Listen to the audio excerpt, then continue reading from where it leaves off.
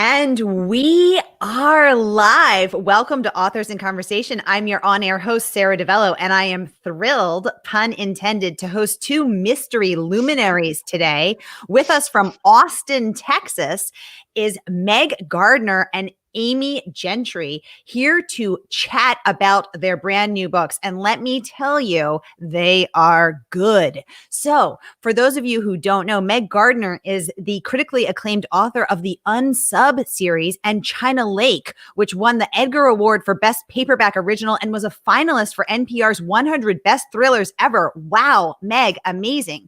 Stephen King has said of Gardiner, "This woman is as good as Michael Connelly. Her novels are, simply put, the finest crime suspense series I've come across in the last 20 years. Gardner was also recently re-elected president of the NWA, that's the Mystery Writers of America, for 2019 and 2020.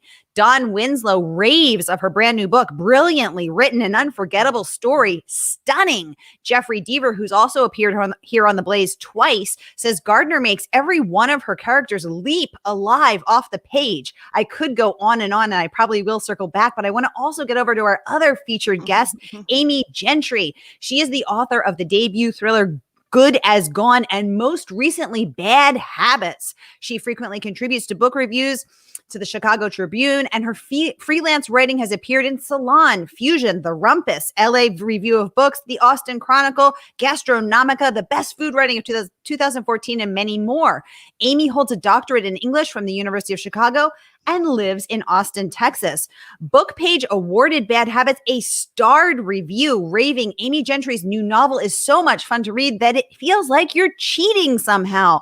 Read Bad Habits for a satirically surreal take on higher education, and for an anti-hero you'll lose sleep over.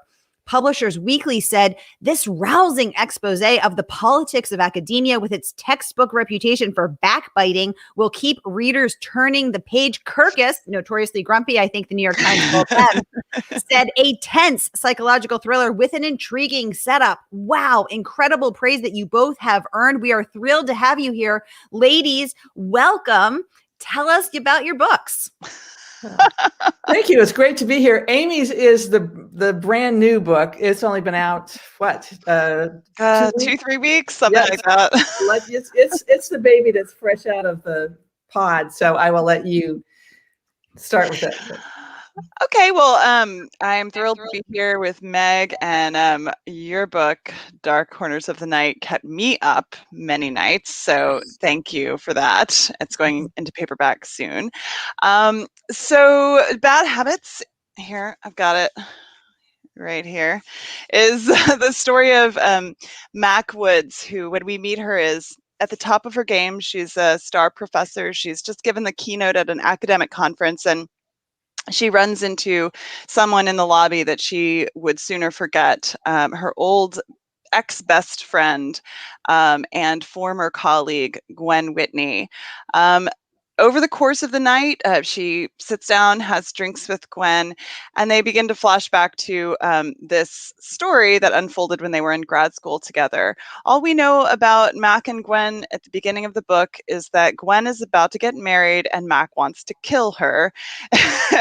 And you'll have to read the book to find out why, but the answer lies in the past, in their shared past together. So. Ooh, I'm intrigued.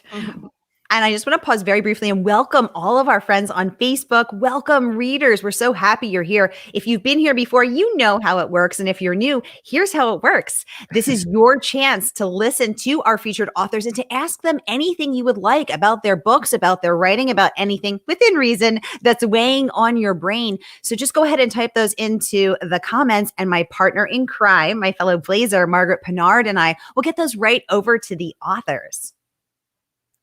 Okay, well, first off, I want everybody to pick up Amy's book and read it. I read it, just in the last week, and it was like having a 55-gallon drum of popcorn that I did not want to stop eating. It was just absolutely irresistible. It's sinister. It's just riveting and mysterious, and I loved every single page. So please, everybody, run out and grab it as soon as possible. My most recent book, The Dark Corners of the Night, has been out in hardback for a little bit, but is being published in paperback next week. So this is apropos, a good time to talk about it. It is book number 3 in the Unsub series, which is about a young FBI profiler, Caitlin Hendricks, who hunts serial predators. And all the books are, they have a kernel of fact at the bottom, a true crime spark that set off every case that each book is about. And Unsub, the first in the series, was about a killer who's reminiscent of the Zodiac. The second one had a charming Bundy-esque villain, and The Dark Corners of the Night is about a home invasion killer called the Midnight Man, who his genesis was in the Night Stalker, who terrorized Southern California in the 80s. And I lived in Southern California in the 80s, so I remembered the sense of dread that sank over the entire region when the sun went down. And that's what Caitlin and her FBI team joined the LAPD to try to bring this essentially invisible killer. He's an expert burglar. He can slip in and out of places like smoke. He attacks homes where there are entire families, but he only harms the parents. He kills the parents and leaves all the children alive, but they are witnesses, in a sense, to everything he's done, including paint all over the walls, giant eyes, and sort of spooky scripturesque threats. He says he's the Legion of the Night, and he forces the children to repeat things like this. Oh, you're making a face. Now, it's supposed to be suspenseful, tense, but it's also supposed to be it's very entertaining. It's about the investigators and how on earth are they going to unmask someone who can get in and out without leaving fingerprints, who seems to know all the burglar's tricks, who seems to know all the cops' procedures, so as to avoid them and to disappear on the hundreds of miles of freeways in LA and vanish back into whatever hidey hole he goes to when the sun comes up. That's my suspenseful face. That's my terrified reader face. Yeah, you should definitely keep that face in reserve if you're picking up Dark Corners of the Night. I don't read a lot of serial killer fiction, but the Unsub series is just so smart and so terrifying that it is unputdownable. Yeah, I well, thank you, and I hope you mean that in the. I mean, it's supposed to be scary in a good way. It's supposed to show readers how the people who take on the burden of hunting for the worst of the worst actually accomplish their mission, and can they overcome opponents who are supposed to be very dangerous and deadly and terrifying, and show that it is worthwhile trying to haul these creatures out of the darkness into the light and bring them to justice and stop what they're doing. So it's also supposed to be fun. You're supposed to feel like you're on the roller coaster. You're on the freeway at 120 miles an hour. You feel like you're on the team is what you feel like. I mean, that's what when I read them, what I enjoy is the rapport between all the members of the team and getting to see sort of backstage as different people bring different skill sets to the, to the total package. So my favorite part, I confess, I like being scared, but I confess that there were certain scenes that I was nearly reading through my eyes, but there's even more kind of fascinating and absorbing to me were the scenes where you're getting to rest a little bit, but you're getting to like follow the all the pieces getting put together. That was fascinating, and it also taught me a lot that I didn't know. So yeah. Well, thank you. Good. And I do want to mention briefly that Amy, you and I each heard little snippets of each other's novels. What was it? Maybe now a year, 18 months ago, we read at a Noir at the Bar at Radio Coffee in Austin. And I read a scene from The Dark Corners of the Night, which had not been published yet. And Amy read a scene from Bad Habits, which was still a work in progress. And I loved it so much that when I started reading it, the finished novel, I thought, is the suspense going to be spoiled because I already have, I heard one of these scenes. I thought, well, I know what's exactly going to happen. And instead I found myself just practically gnawing the pages. Yeah. In suspense. That is a trick I have. I like to read scenes from the very end of a novel sometimes just for fun, because I think that people don't, first of all, they don't remember exactly what's going on when they go back to read the book 6 months, 8 months later. But also because, to my mind, there's nothing, unless it's a literal identity reveal or something. There's nothing about seeing the climax of a movie that makes you not want to see the movie, right? It's much scarier when you're actually invested in the characters later and the entire story. So yeah, I'm glad it worked for you. I just baited the hook for Meg with a little little late book action scene. It was extremely effective. Thank you. Let me pause and ask both of you. So I'm intrigued by this idea that you shared your work before it was published. What stage was it at? Was the book fully written? Do you have any superstitions around sharing your ideas when they are just a tender little bud? Or do you wait until, was the book done when you shared those snippets? Fill us in on the behind the scenes. I mean, there have been occasions when I, have been asked to read. I don't necessarily enjoy reading at book events. I think people come to something like this or a live event when we can do those again to hear what else is going on with the book and the author. You want them to read the book.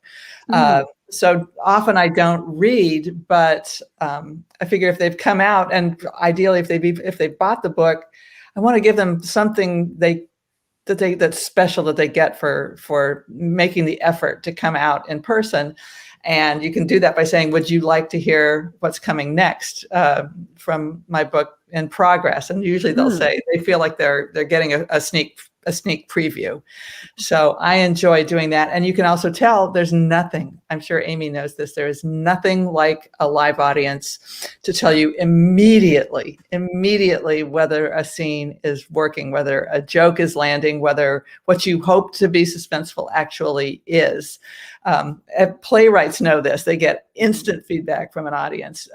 Authors often don't. So a live reading can, if people are getting up and wandering off to the bar or the bathroom, you need to rewrite. But if you hear someone gasp, you're going, okay, that works. I love that. It's like workshopping material, like stand-up material. Yeah, it's brutal. But actually, so in my writing group, I have a writing group and we read aloud to each other. We don't pass out the material ahead of time.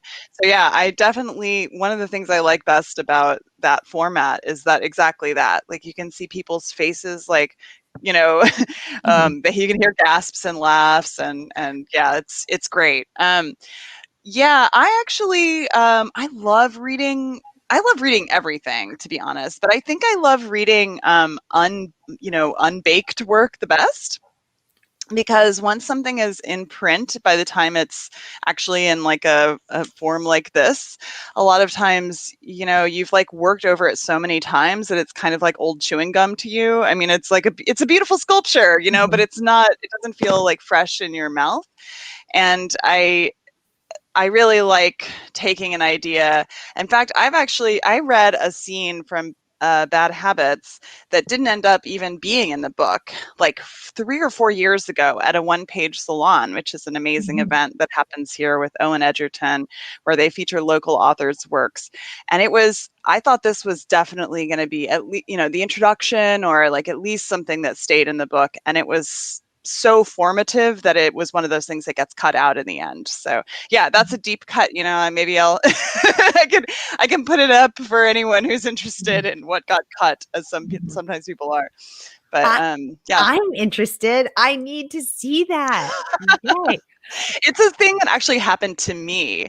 And that's part of, this book is actually, I went to a PhD program in English at University of Chicago. And although this book is definitely not autobiographical because there were no murders there to my knowledge, while I was there, nor have I personally ever murdered anyone. It still was largely based on what I sort of witnessed and experienced in that competitive kind of cutthroat environment. And and the sort of pressures that it put on people and the, I would think, bad behavior that it inspired. So yeah, that early scene was actually almost verbatim something that happened to me when I got into the program. And all that happens, I'll give you the little short version, but all that happened is a professor ran into me in the hall and told me that I had gotten in. And that was news to me. I was a master's student and I got into the PhD program. And I was so like fizzing with joy that I didn't really see where I was going. And I walked straight in through a set of doors that I didn't know what was on the other side. I thought I was just going into the next building. But in fact, I was in this big empty room with these ladders that led up to holes in the ceiling. And I was in such a mood that I just walked right up one of those ladders, right? Wouldn't you? And what was up there was an entirely different, there was a dome overhead. It was a fake ceiling. And above there was a dome painted like the sky. And all around there were clouds. So once you poked your head out, and there were little islands floating in a sea. So it looked like you were kind of in the middle of like a world and you were a giant, you know? And to me, that was just such a crazy metaphor. I mean, it turned out to be an art gallery. It was an exhibit. and I had no idea. And so that feeling was so close to the feeling that I was having at the moment of like, I had really wanted to break through into this competitive program. And then suddenly I burst through and it was like being, you know, kind of in this totally other world, like I was a hot air balloon or something. So I had crafted my original scene with Mac, the hero / anti-hero of the novel, having the news broken to her the same way and then walking into that same gallery. And I remember another author, Brittany Sonnenberg, I read her the scene at the time, and she's so wise. She was like, "That's beautifully written. I bet you end up cutting it from the end, though." She was right. Oh my gosh, what a great story. And that is crazy. I was thinking cloud meditation room. I mean, I had no idea where that was going. I love it.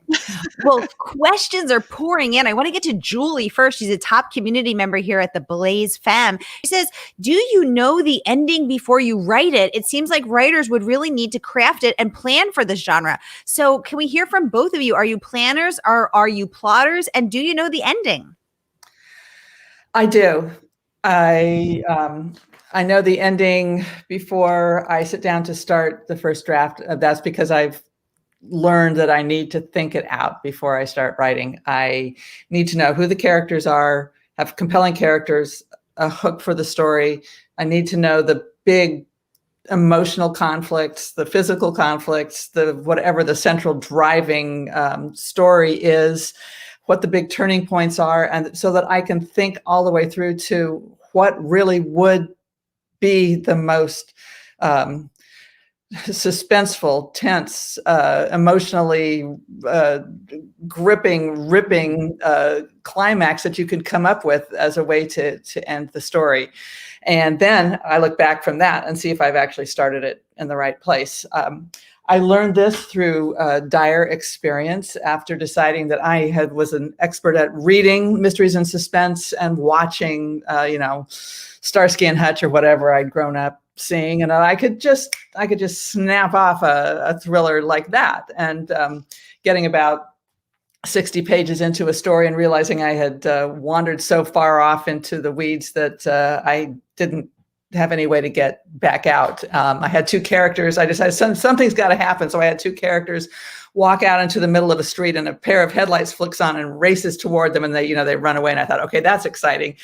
Then I thought, I have no idea who was chasing them or why they would even be doing it. And so that was the end of the book.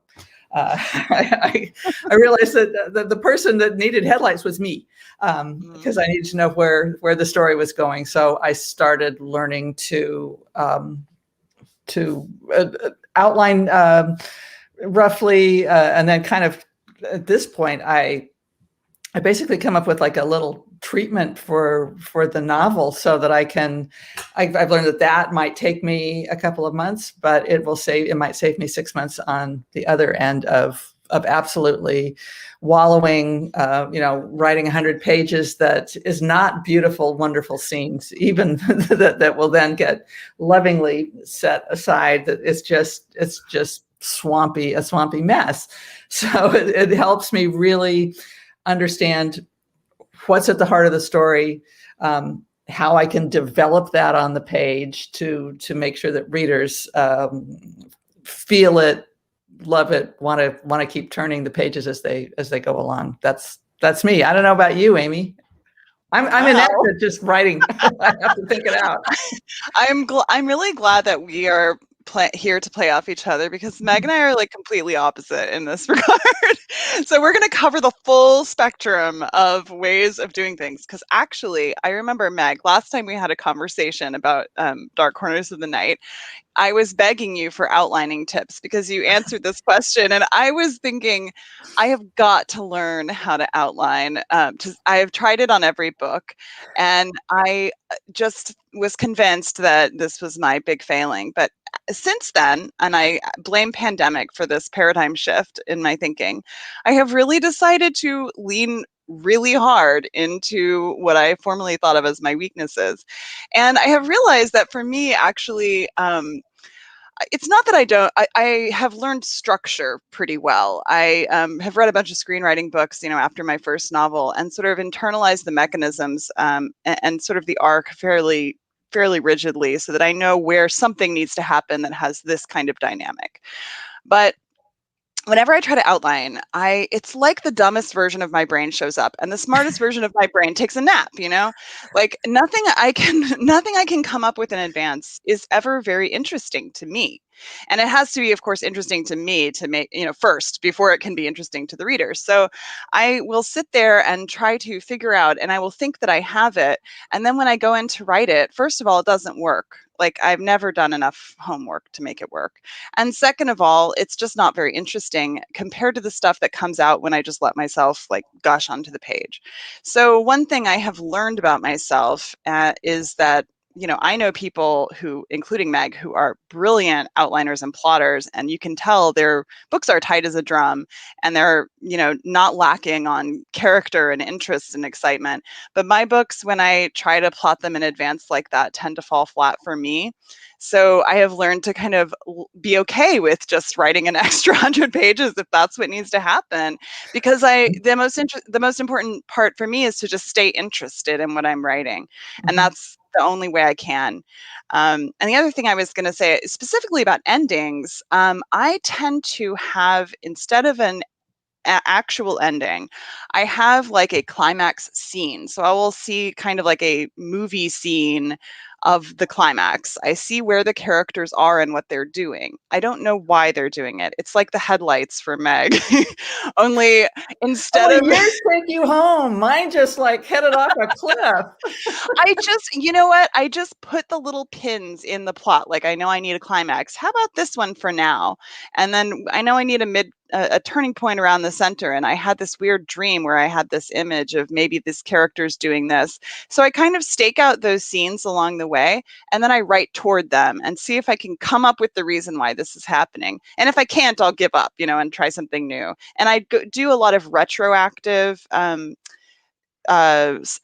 So like after I've written the first draft, I sort of use it as an outline, and I go back and line it up and clean it up. And it does result in a lot of tangled messes, and my copy editor has to sort them out, sort out the timeline on all my books.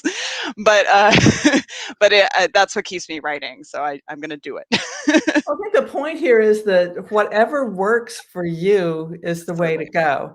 Exactly. And clearly, Amy, I mean, you, like you said, you have internalized story structure. And I think as long as you, as a writer, have spent the time to build the muscles of writing something a story with a dramatic structure, then you can kind of it's in there, and the way that you bring it out in the best way for your novels is to have that somewhere deep down underneath as you draft each scene, and that sort of it all wells up that way in an extremely effective way. I think particularly for Bad Habits, I mean, this book, I mean, it's a thriller, but it's got so many elements of noir in the sense of these the passionate emotions, everything that's submerged, everything that slowly starts to come out, the secrets, all that's really great, revelations, and at the same time, it's growing tighter and tighter as these characters, the grad students, and the faculty couple who are very powerful and charismatic within the world of the story, as they all begin to intertwine. That I think that letting it roll was extremely effective for the story feeling both polished and raw in the best way. So thank you. Ooh. That's lovely. Polished and raw. Well, thank you for that sneak peek behind the curtain from both of you. It's so cool to hear that you, Meg, are a religious plotter, that you, Amy, have internalized, as Meg said, this structure of story and go with the flow. You pants it, following that organic evolution. Love both of those perspectives. Julie, top community member, thank you for that fabulous question. And also thank you for your comment that you share my terror face. My husband always says I have no poker face, and that is true, but sad. We have another question coming in. What constitutes a feminist thriller for you, Amy? Well, I call all of my books feminist thrillers because I am a feminist, and so far they've all been thrillers. I think for me, primarily the first thing that it involves is complex and interesting female characters who tend to dominate the story. That's just so far. I've never had a male protagonist, but I'm not saying it couldn't happen. But yeah, people tend to notice that about the first thing they notice is that the male characters are sort of sidelined compared to the 3 or 4 dominant female characters in the book. And I think that's just because I am a woman. I have lived my life that way, and I think that women's lives are pretty thrilling, and that we have a really high stakes way of existing in the world. If you grew up, internalizing the message that you are responsible for not getting killed or raped, as I think many women were, then you were living in a crime novel from the moment you were born or old enough to understand. I mean, I remember the first, time that I was, sometime when I, hit puberty or something. I mean, the first time I realized that my parents were trying to subtly give me messages about, how to avoid danger. And that's what all my novels tend to be about on some level. And I think there's a lot of smarter people than me talking about this issue. Megan Abbott talks about it. Laura Lippman and Sarah Weinman have had really great conversations about the connection between sort of female existence and thrillers. But I think also, I mean, you can't talk about this without talking about The Great Gone Girl by Gillian Flynn, who really opened the door for people like me, who came on the scene with this book, to come in and start writing this kind of book in droves, where there's not a team of experts necessarily, on the case, and it's more just about kind of the experience of living the world as a female. So that's my take on a feminist thriller, but I think Meg's are as well. So I'm curious to hear what she has to say about it. Well, 2 things. First, I was thinking of what to talk to you about in this chat, because we're in the same city, but we don't get to meet up except when someone facilitates it, who's in Boston, apparently. The power dynamics in Bad Habits are extremely realistic, but when you step back, you think about the most powerful and dangerous character who's in the academic setting, it seems, at least, is Bethany Ladd, who's the very charismatic professor in this elite graduate school program. So the power dynamics are flipped from what you read in so many other books set in academia, certainly in previous generations. That it's it really sparks. It really feels extremely alive and fresh. So I really appreciated that very much. I have spent a lot of time trying over the course of years. The Dark Corners of the Night is my 15th novel. And I realized probably 10 years ago that whenever people reviewed my books, they started to comment on that I wrote a strong female protagonist, which has now become almost like a cliche, a joke. And a friend who's an editor said, well, what do they mean by that you didn't write a wuss? I mean, what is it? And so I really had to start thinking about what does a strong female protagonist mean? It doesn't mean you've got you've created a character who would fit in a hard-boiled novel from the 60s as a male protagonist and you just change the name and slap lipstick on her.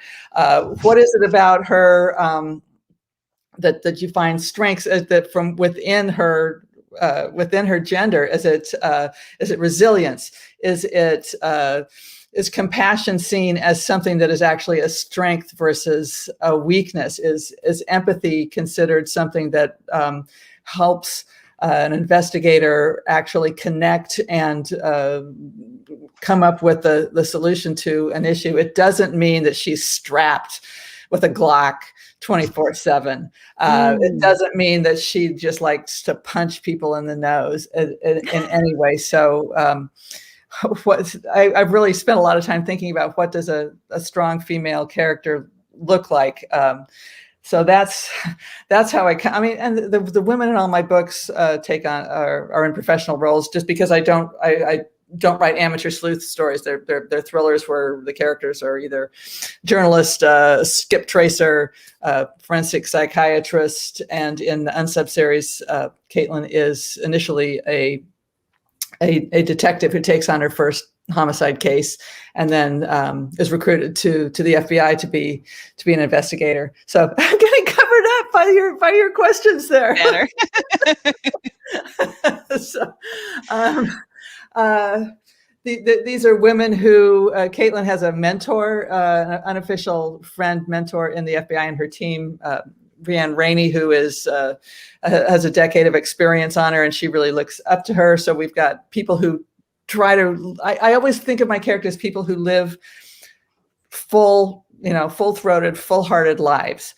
The stories we get are one slice of that through time. I once got a review, a psychiatrist reviewed stories that featured psychiatrists as heroes. And my Joe Beckett series is about a forensic psychiatrist who consults for the San Francisco police, and the reviewer said she was pleased to see that the medicine was authentic, et cetera, et cetera. She goes, but in every book, Joe Beckett solves the case. I'm like, well, yeah, the cases that she didn't solve or wasn't assigned to aren't the ones I would write about. I would only write about the cases that she's involved in solving. So the women tend to be driven. They tend to know when they are a woman on traditionally male turf.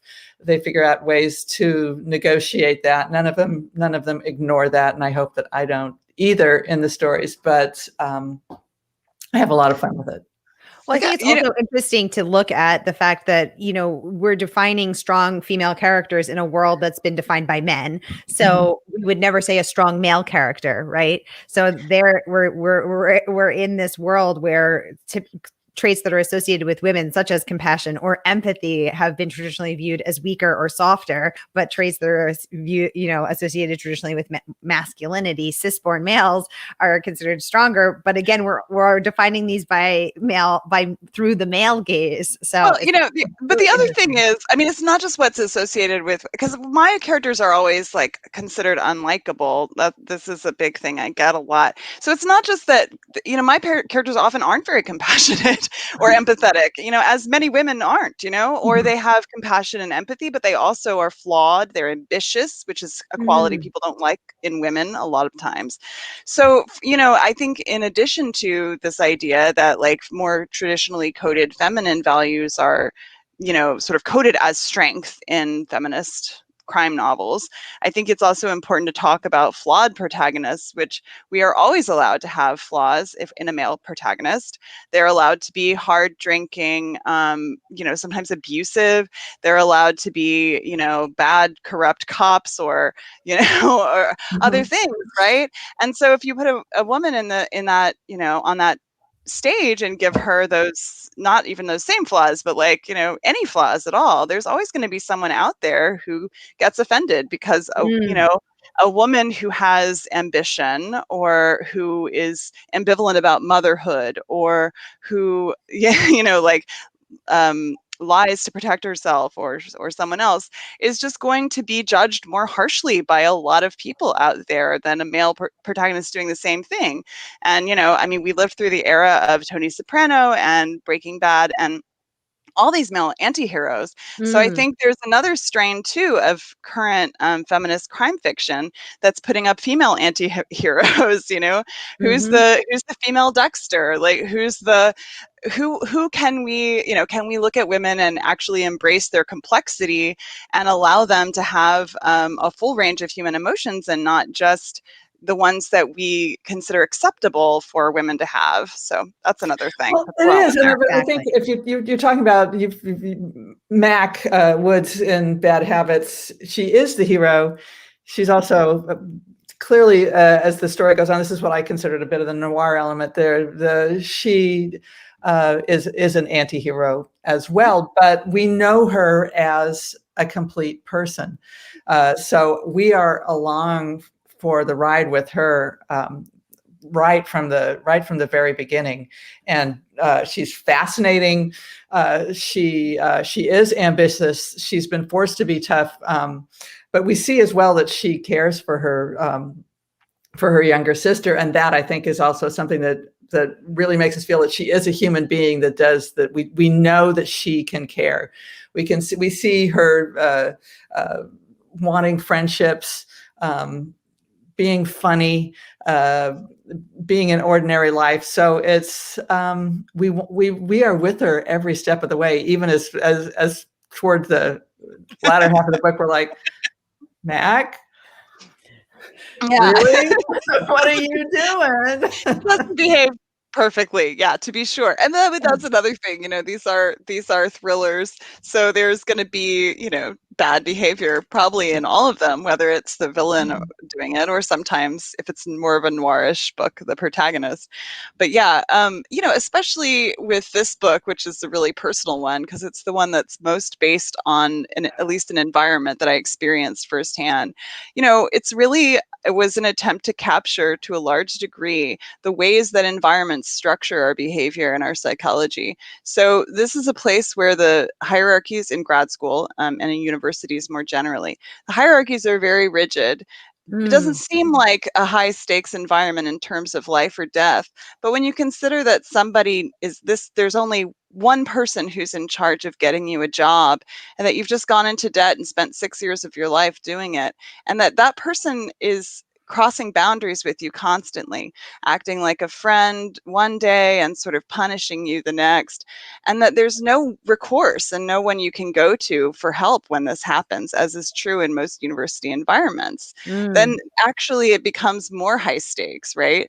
And you can see how if somebody comes in like Mac does with a sort of predisposition or predilection, she's been sort of neglected for a lot of her childhood and had to step up early and take care of her sister. And she's sort of always longed for love from her parents and her absent father and her addict mother that she's not getting.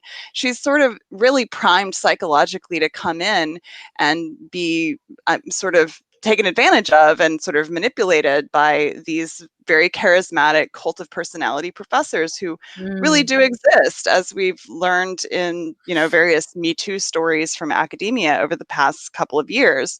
And I think it's fair to say equally in men and women. I think from what we've seen in news stories, the kinds of abuse do tend to differ sometimes. There's types of abuse that are more often sort of associated with heterosexual male professors versus women, but there are plenty of stories about both to draw from.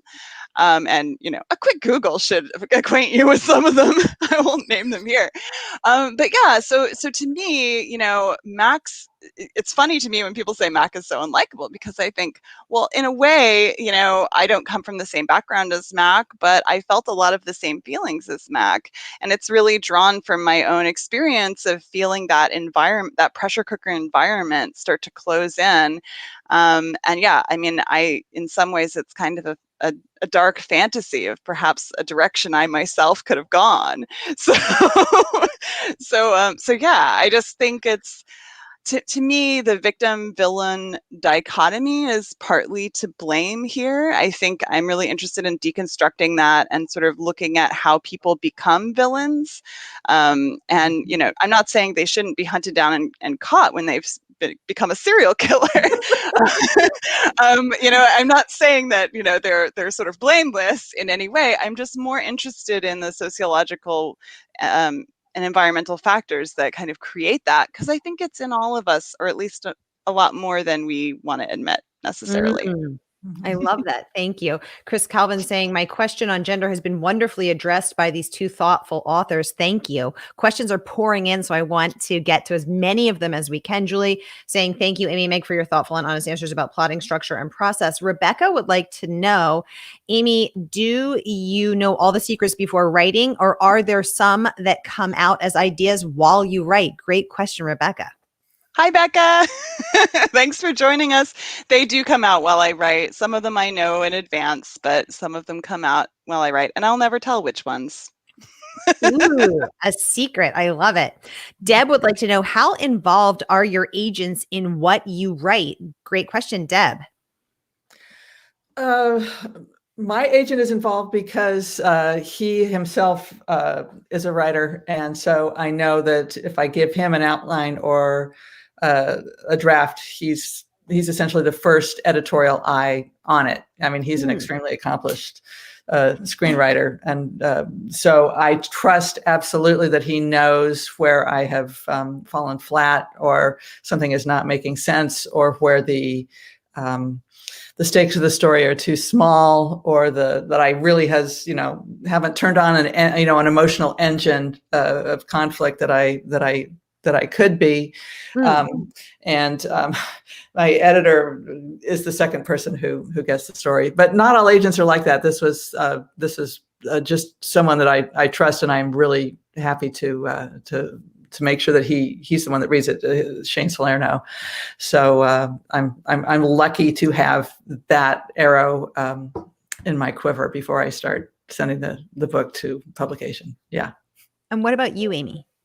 Yeah, my agent, Sharon Pelletier, is also what's called an editorial agent. So she does have more input into the process. She's my first look, basically. And she has impeccable taste. I really love the stuff that she loves, so that helps. But yeah, in the end, I've just been recently, I have a lot of projects that I'm deciding between to work on the next thing. And so I've been in this conversation with her about what's next. And she's so wonderfully open about it. One thing I love about her is that she also trusts me, and she knows that I want to write a lot of different things. And so, although she's kind of upfront, she wanted me to know that she really wants to look after my whole career and not just kind of this first book that I wrote or the second or third. So it's nice to know that I have latitude to kind of go in a weird direction that I might want to go, and she'll be there backing me up. Oh, I love that. Another question from Deb. She would like to know, how did each of you find your agents? Great question, Deb. Meg, over to you. A couple of ways. I mean, when I was first represented, I was when I was living in the UK many years ago, and it's the traditional story of finish a novel, think it was ready to go out, and then start querying, and got an agent at Curtis Brown UK, Giles Gordon, who was a spectacular agent, a former publisher, extremely experienced, and sadly he passed away. But when I moved to the U.S., then I needed a U.S. agent, and this was when Shane was just starting the Story Factory, which is his literary agency, and we met and talked it out, and went from there. And what about you, Amy? I have a much more modern story because mine takes place on the internet. I actually got an agent in a very strange but increasingly common way. I had Good as Gone almost ready to query. I thought it was needed a little bit more work, but I woke up one day and went on Twitter, and Pit Mad, the contest, was going on. Hashtag Pitman. And I didn't really know what it was, but people were tweeting out a 140 character synopsis of their novels. And I thought, well, if I can do that, then that means I'm maybe far enough to query after all. And so I put the synopsis out there, and Sharon Pelletier, who was out there trolling the hashtag, found my tweet and liked it, and that basically is an invitation to send a partial. So it's not really skipping too many steps, actually, but it's an invitation to query with a partial instead of 10 pages, which is like more like 50 pages.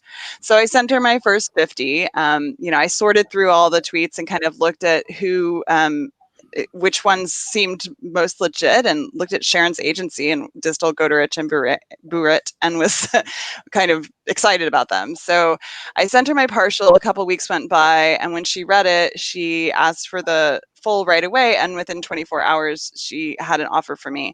So a strange thing. It was like, I mean, she was kind of my first query in a way. So it's like going onto the online dating site, and then like the very first person you see on Tinder is like, you get married to them. In this case, though, I just talked to her on the phone after her offer. I went back and sort of pinged a couple of other agents that I had been wanting to query but hadn't done yet. So I queried a couple of other agents with an offer of representation in the subject line. And but after talking to Sharon, she just, like I said, we really clicked. She, personality wise, and also what she was interested in, she's now become a real powerhouse for feminist thrillers, specifically like feminist psychological suspense. And she acquires people in that genre because she believes in it. So it's not just me making up that word or that category. There's other people out there doing it. No, definitely. That's a thing. Oh, thank you so much for both of these answers and the glimpses into how you met your match in your agent, that is. Another question, this one from Chris Calvin. She said, has the fact that we have come to understand through science and social science the gender as a continuum, and I think we have, has it changed at all how either of you think of or write your characters? I guess I'm wondering, even as we want to emphasize the strengths of women, is that different now than we might have thought of before? Thank you. Meg is answering some of this as I type, but I'm interested in both Amy and Meg if you have thoughts specific to this evolution on gender. And I think I recognized Chris from Twitter. We were all chatting earlier. So Chris, good to have you here. And Chris has a novel herself coming out later this year, which is extremely exciting. Yay. Amy, you look like you're ready to hop in there. Well, I do think it makes a big difference. I mean, I personally, again, I just think that although there are some aspects of female experience that are associated with compassion, empathy, mothering, perhaps, I think certainly for me, I think I've always experienced my own psychology is much more varied than that, and the women I know. So yeah, I think for one thing, we understand a little bit more about the range of experience and why women have been categorized in those ways before. But also, I think in terms of the gender spectrum, I think some of the most exciting fiction coming out is going to be featuring non-binary and trans characters. Yeah. And there are, trans authors out there right now writing amazing characters who I can't wait to read. I think that's going to be the next kind of wave of, gender questioning crime fiction. So yeah, and I can already think of, I mean, there's already been a sort of boom, I think, in gay and lesbian crime and suspense as well. Micah Nemirever's These Violent Delights is just one that I recently read, so it's popping to mind. It's brilliant. But even Micah's awesome. She she was here, right? Yeah, Micah was on the show. I hosted Micah the day their book came out, and it is brilliant. And Micah's amazing and so wonderfully talented and so super humble. I'll post the link to that interview as well. Yeah, their book is amazing. And Elizabeth Thomas's Catherine House, another one. She's been on as well. Yeah, she's amazing. You've had all the best books, but yeah, I love reading a book like Catherine House and sort of not having it necessarily flagged as LGBT, but then just kind of having it included as part of the normal experience that people have. Yeah. So, Exactly. and actually I should just say Bad Habits is also not coded as LGBT necessarily upfront or marketed that way, but is also about a bisexual protagonist. So. Yay. Yeah, I'm so happy to see this new awakening where it's just a by the way instead of the whole of the story. And that's so much more normalized. Yeah, and certainly in crime fiction that we recognize characters, orientation, gender as part of their entire structure of their personality and their life, that it's not going to be the shocking twist that is the revelation at the end of the story, that someone who the trans person turns out to be the killer. That's no longer going to be acceptable. It's already beyond a cliche as well as a terrible stereotype in life and on the page. Absolutely. Deb saying, I just want to say that I'm a huge fan. Meg, Amy, looking forward to discovering you. Yay. That's what we're all about here on The Blaze. Thank you. And Deb, you have a big treat in store. I'm as a fellow big fan of Meg, I can say I'm excited for you to read it and check it out. Yay. And I just want to let everyone know that through our special partnership with bookshop.org, you can grab both Meg and Amy's book today and support independent bookstores, which is so important to do because tragically one per week has gone out since the pandemic has gone out of business since the pandemic descended. So we need to support independent bookstores, and you can get, and Amy, can you hold up yours as well? I was a bad Zoomer here. I was a bad SteamYarder here. You can get your copies of these books today, and you can support independent bookstores. So that is very, very important. And can I also mention that we have local partners in Austin who will ship out signed and personalized copies of Bad Habits. Both Book People and Bookwoman are offering signed, and not just signed, but personalized. So I'll write you a little note if you want. Order it from either one of those. Who else loves personalized books? I know I do, and supporting independent bookstores. So that is the way to go, Blaze fam. Well, I just want to wrap up because I see we're over time. I feel like we've been on here for 30 seconds, but it turns out we've gone over our time with this fascinating, fabulous conversation. So I want to thank Meg Gardiner and Amy Gentry. And can you each just share a parting thought? What do you want to leave us with today? Read Amy's books. They're great. Read thrillers. If it's as cold and dreary where you are as it is in Austin, nothing is going to get you out of it better than a pile of books. So get going. Absolutely. Read Meg's books 100%. Read women and non-binary authors. And thank you so much, Sarah and Margaret and A Mighty Blaze. This has been such a great program to watch. And honestly, I have tuned in to many of your interviews, used them to procrastinate my own writing many times. So everybody, please tune in for great interviews from A Mighty Blaze. Oh, well, thank you both so much. And thank you also to my partner in crime, Margaret Pinard. We will see you next time right here on A Mighty Blaze. Have a great day, everybody. Thanks. Bye. Thanks, Sarah. Bye.